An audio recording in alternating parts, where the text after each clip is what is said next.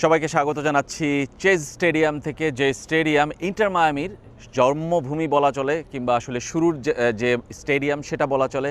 David বেকহ্যামের হাত ধরে inter Miami যখন নবযাত্রা শুরু করলো তখন কিন্তু এই স্টেডিয়ামকেই তারা হোম ভেন্যু হিসেবে বেছে নিয়েছিল।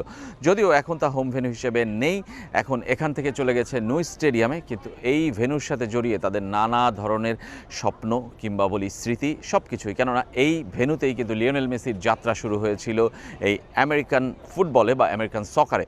আমেরিকান ফুটবল বা এমএলএসকে জনপ্রিয় করার পেছনে লিওনেল মেসির ভূমিকা সবচেয়ে বেশি, এবং তারই কিন্তু একটা স্মৃতি এই চেজ স্টেডিয়াম, পিঙ্ক স্টেডিয়াম নামেও যা পরিচিত।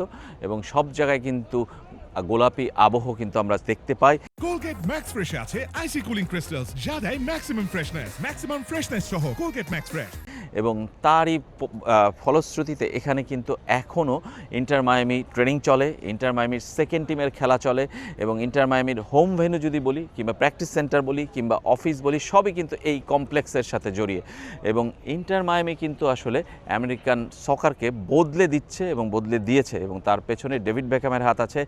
ইংলিশ ফুটবলার, সাবেক ইংল্যান্ডের অধিনায়ক, তিনি কিন্তু আসলে এই দলটির মালিকানায় যুক্ত হওয়ার পর থেকেই আসলে এত বিশাল আকারে আসলে রূপ নিয়েছে ইন্টার মায়ামি। এবং ইন্টার মায়ামি এখন কিন্তু একটা বড় ব্র্যান্ড এই আমেরিকান ফুটবলে, এবং সেটা কিন্তু আসলে অব্যাহত রয়েছে। লিওনেল মেসি সহ অনেক বড় তারকারাই কিন্তু এখানে আসছেন এবং আসবেন।